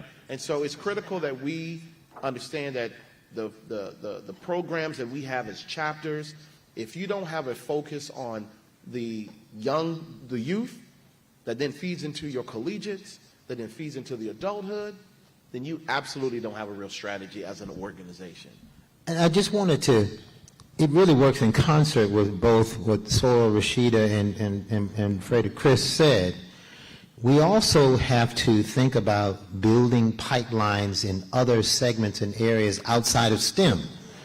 We now, in Alpha Phi Alpha, are organizing in that way, but the thing I want to bring to the table is that we now are ideating together as a Divine Nine, sharing best practices. Those are corporate strategies that are done when they go beyond any type of special knowledge that might be proprietary to a company, but they're functional things to ensure that the industry works well. We have to recognize that we are now the organizations, as we look to use a term that we use in pharma called Future Fit. And Future Fit shows that we are now trying to be, in many respects, peers and take to the next level what organizations like ours look like. What does it mean to be a fraternity in the 21st century or sorority in the 21st century? But more importantly, how do we partner to leverage the collective 2.7 million plus people that we influence through our programming, our global programming, as well as what we do in terms of training our members. We know what our mission statements are. All of our missions are similar. We develop leaders. We're tracking and building brotherhood and sisterhood. We're cultivating academic excellence, and we're providing advocacy within the communities that we serve. Our colors are different, but our missions are so much the same. And the sooner, and we've started to recognize it, you will see a difference. What we need the membership to do is be ready to move when we say move. It may not be the Alpha of old, or the Sigma, or the Sigma Gamma Rho of old, or the Delta or the Zeta of old, or the AKA of old, because I know that Sora Danette could not be here with us today. But we are committed, and the Iota of old, but we are committed to making a difference, I believe, based on just the rhetoric that we've had. I don't think that anyone would disagree with that. You talked about, I totally agree on the STEM piece, but when Reverend Jackson was targeting Silicon Valley companies, this is one of the things that he said that people also overlook. 60% of the jobs in Silicon Valley are non-STEM. So while there's a focus on STEM, we can't overlook all of the jobs there. And we talk about 1-2%, that number includes all of those jobs, not just on the engineering side. So we got to be. That difference is that you need to have the knowledge, because we hire people without tech knowledge to work. You can't be HR to tech people and not know tech. So you still have to have that knowledge. Yes. I challenge us to think like that. And I think we need to go to the preschool level, because that's what companies are doing right now. We're building preschools in underrepresented areas, because Bezos said we got to go and start there because I'm running out of talent in 20 years. Oh, absolutely. All No, right. absolutely. I'm thinking that way. All right. So here's the deal. As the panel, is it 2:10? What time is? No, but the sheet you gave me said 2:10. I'm asking what time? No, I know what time it is right now. We're supposed to end at 2:10, right? So here's the deal. I got 4 questions, quick answers. We're going to do all 4. Go. All right. I'm Derek Long, Central State University and Alpha Phi Fraternity Incorporated. Have my president, Dr. Jack Thomas, and our board of trustee member, Mr. Richard Perry, over here. What's that question? I said that because it's really important to the question. What can our HBCU university leaders and decision makers do to help mobilize what you guys are talking about right now? What decisions can we go back and make tomorrow? Build partnerships with us as a collective Divine Nine to make sure that we're touching not only black females but black males, because they're struggling not only at PWIs but HBCUs. There are things that we can offer through mentorship, through tutelage, you name it. I think that's a way to bridge. Put a voter registration team together and put a poll on your campus. Make yourself a polling location. Start there. Also reach out to companies, corporations who can hire those students once they graduate, and cultivate them when they hire them. Not just hire, but mentor them in the business world. All right. Question? Hello, my name is Samaria Robinson, the second vice of Sigma Gamma Rho Sorority Incorporated, and my question is, so each org has a day on the Hill. What strategies do you all have in place to get more undergraduates involved in that? Or the day on the Hill, that's capital, do you also have actions on the state capitals and then also city halls and things like that? Yeah, Go ahead. that's what I was going to say. One of the things that we encourage our social action folks to do is make sure that when we have our state day on the Hill, because it's easier for our collegiates that are in the state to travel to the state capitol instead of coming all the way to Washington, D.C. from whatever location that they may be. We already know that there's a financial challenge that's already in there. So pushing collegiates to attend state capitol events is really the key. Is the key for us. Is what we do. Go ahead. To help address the financial barrier within Delta, the Hostess chapter has a program called Destination 22, which are funds available to help collegiates get out to these programs, because it can be a lot sometimes, especially in this economy with flight prices, gas, and everything. So making sure that they have the financial resources to get there, and that the alumni chapters can help support them in that. And again, if we're having those actions using technology where folks are driving messaging on that particular day directly to those social media accounts of those politicians, that's also how we do that. Joshua Harris, Alpha Phi Fraternity. I have 2 short questions, I guess it could be a yes or no. Going to the data point that Brother Martin made specifically about voter registration and our memberships, we do have a partnership with the NAACP. our organization sharing our list of our memberships to be able to target voters when elections are arriving. And then 2, you all have a requirement to be registered to vote when you become a member, but there's no requirement when that membership renewal process comes up. And are we willing to look at something like that in the future to ensure that our members are staying registered to vote through the process? Yes. To both? Got it. Requirement. Yep. I will add on that in terms of folks are talking about getting to the polls. Are you mobilizing transportation? Yes. Yes. So that's happening. We're advocating for that now and trying to make an awareness. To be honest with you, we thought about it. We register people, but how we get them to the polls? There you so go. we're trying to partner locally, even with other entities, and encouraging that so we can facilitate getting people to the And polls. I explained to a bunch of pastors, you have vans and buses that are actually unused. Yep. So use the exact same strategy that we used in Montgomery during the bus boycott. Create, in essence, your own transportation, and that way people can call a number, take that ride to the polls, and then take them back home. Question. Yes, Emmanuel Johnson, International Social Action Director for Phi Beta Sigma. You just mentioned a key thing about polling places, and you asked the HBCU to have a polling place. But we know in 2020 and now in 2022, we have a shortage of poll workers.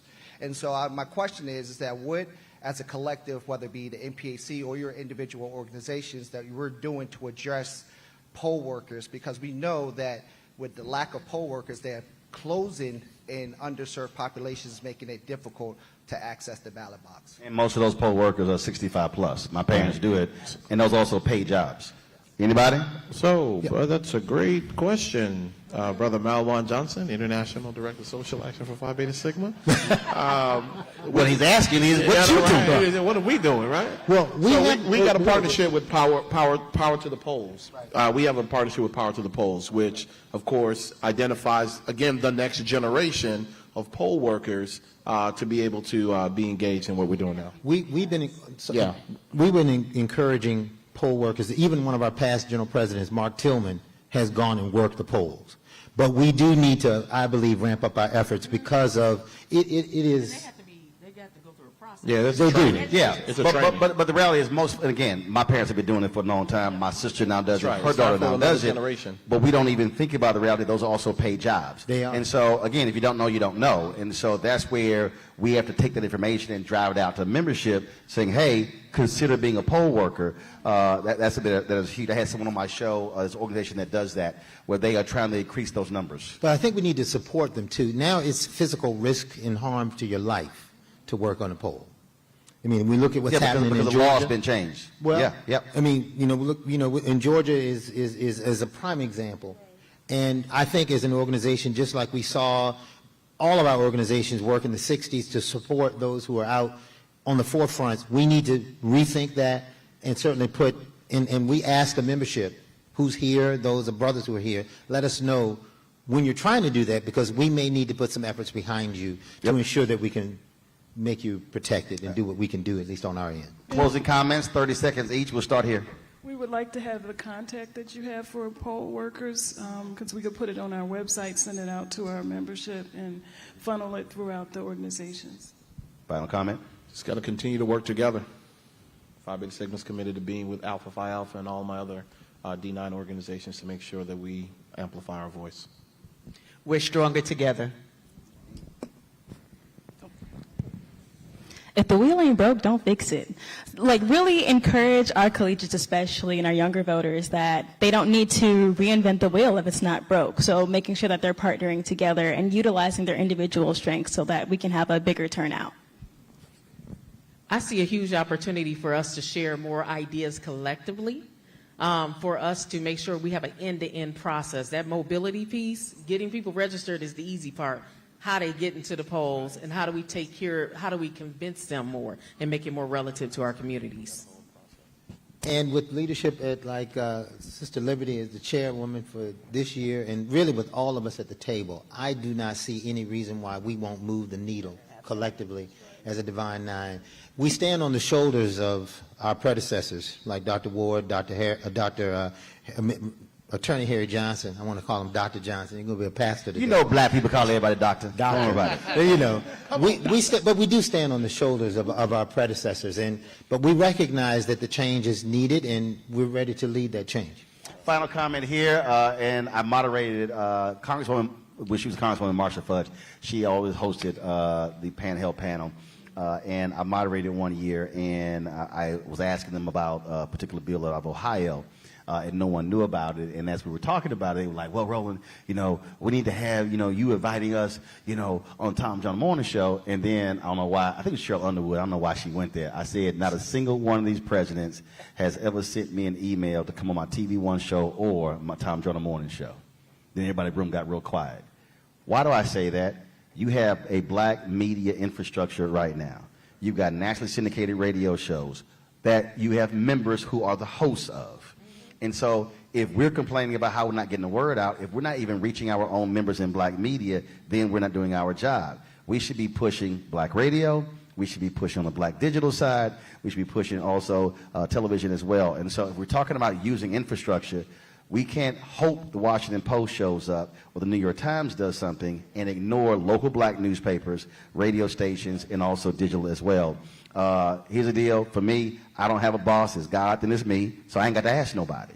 And so when I tell people, but you got to be able to reach out and say, this is what we're doing, that's what we also have to do locally and also nationally.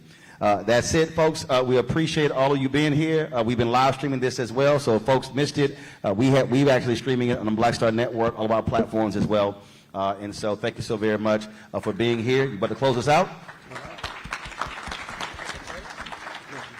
While he closes out, we're going to get a photo. I got you. Okay, folks, please bear with me for the panel. Okay, they're going to take a photo. Go ahead. Just go ahead. Okay. While they're taking the photograph, last things, our sponsor, one of our sponsors, Good Health Wins, has a video they'd like to show us. Excuse me. Look, they have a video by Good Health Wins, which is one of our sponsors. While they're taking the photograph, if we can get that video played, and then have Ms. Sonova Moss come and talk to us about Good Health Wins. Thank you. And then also for the panel to stay on stage at the conclusion of this as well. For the video, please. Good Health Wins is a wonderful opportunity for the National Council of Negro Women to showcase who we are as a convener of national groups and organizations in helping with the COVID response. So about 2 years ago, we came together, formed this incredible partnership with organizations such as Alpha Phi Alpha Fraternity Incorporated and all of the Divine Nine organizations, combined with the NCNW sections and organizations and national affiliates, to not just respond to COVID-19 and what was happening in our communities, but to also help position the importance of vaccines for flu and other routine vaccines. We appreciate your diligent efforts to wear masks, practice social distancing, and displaying protective measures against COVID-19. However, the fight is not over. As the weather changes, we must stay the course by getting our annual flu shot, wearing face coverings, and getting the COVID-19 vaccination or booster. We are encouraging everyone in the southern region, in the southwestern region, in the midwestern region, in the western region, in the eastern region to take your flu shot and or COVID-19 vaccination. Together, we can do our part to limit the spread of this disease and keep those around us safe. Alpha Phi Alpha Fraternity Incorporated is all in with Good Health Wins. On behalf of the National Council of Negro Women, we want to thank the brothers of Alpha Phi Alpha for being all in for Good Health Wins. Good Health Wins, in partnership with the National Council of Negro Women.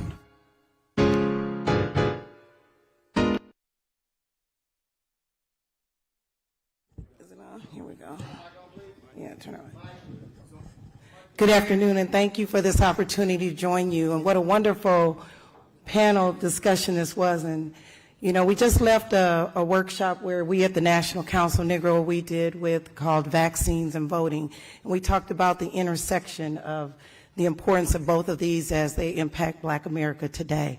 I just want to thank you and commend you for being our partners with Good Health Wins. Alpha Phi Alpha, Dr. Lanzer, and all of our partners at the Divine Nine, Chairman Liberty, and all of you all. I want to say I'm especially proud of Dee Dee Kong. You made me very Delta proud today, sir. But we want to just be able to say that don't give up, that we are in the fight of our lives, not just because COVID is real and it's still killing us disproportionately, but because it wants to stop us from getting to that ballot box, and we have too much at stake. So just remember that we need to get everybody vaccinated, get your boosters, continue to stay safe, socially distanced, but most importantly, get out and vote. We say in Good Health Wins, we are better together. We have now put together the largest African American infrastructure of health trusted messengers in the country. We are it. This is what it looks like when we all come together. 4.5 million strong, and trust me, we are getting everybody's attention, including the CDC, including NIH, including being asked to be in publications and things like that. But it is because we are doing what we already do. We just did it through a grant. We have always been community service and trusted messengers. So I just ask that you all just continue to reach out to our families and friends.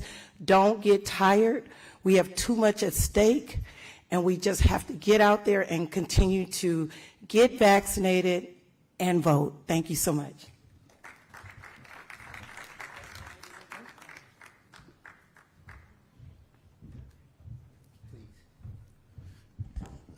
Ladies and gentlemen, thank you so much for coming today to this forum and being who we are.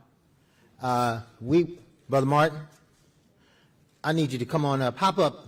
Don't pop your Achilles tendon, though. I'm not going to even comment. I'm not going to speak it into existence. I appreciate. There wasn't no pause. On behalf of the fraternity, I want to thank you for your willingness to always step up and partner with us to invoke not only the spirit of fire in our hearts, but to prick our minds, keep us honest with ourselves.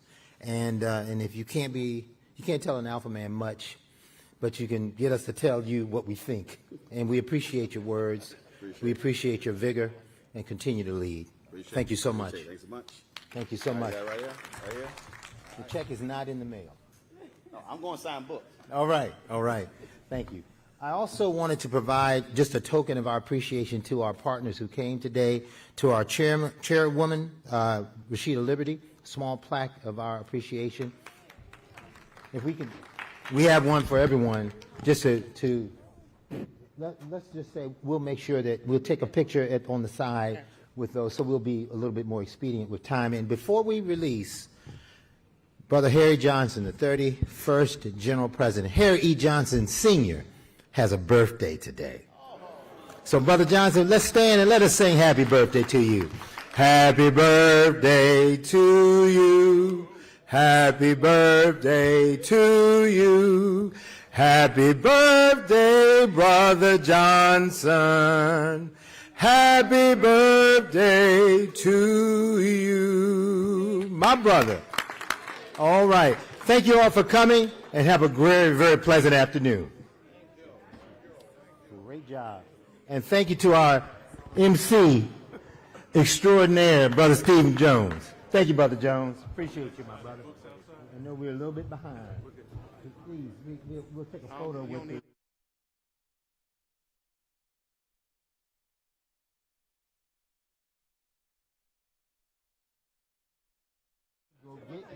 Brother Martin is also signing books outside. Please pick up a copy of his latest book. Thank you. And thank you for coming out.